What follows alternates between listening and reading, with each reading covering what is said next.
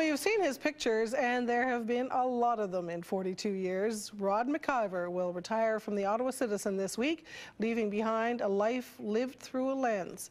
Here's CTV's Norman Federley.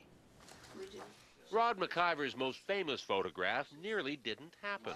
I was not a happy camper. But as a junior photographer with United Press International, MacIvor had to work that summer afternoon in 1973. Then Pierre Trudeau showed up, carrying his son Justin.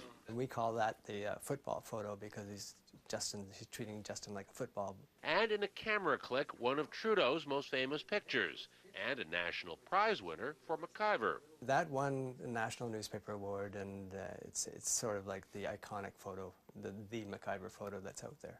For 42 years, Rod MacIvor has looked through his lens at the famous and the everyday. The first photograph I ever took was a red skeleton on stage in his sock feet in the pouring rain. That was at the Ottawa X back in the 1960s, when MacIvor had a job that let him see up close the stars that used to light up the X entertainment.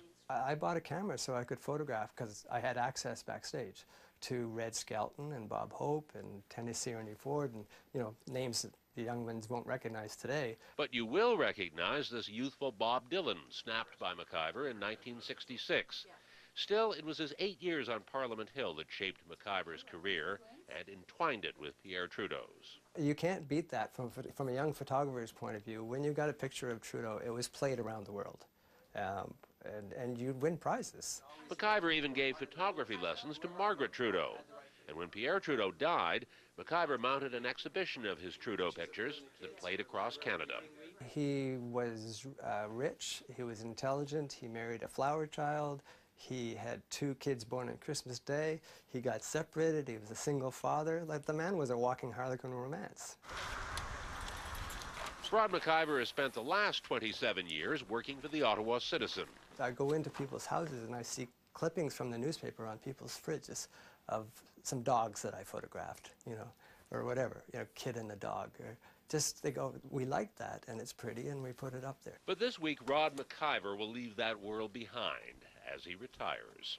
You've got to be willing to work 20-hour days and long hours and be ready all the time. But what will never leave Rod MacIvor is his lifelong love of taking pictures.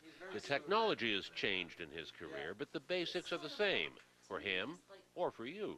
The most common mistake is not filling up your frame, which means being too far away from the subject. And a moment captured, a memory stored, one of many in the life of Rod MacIvor.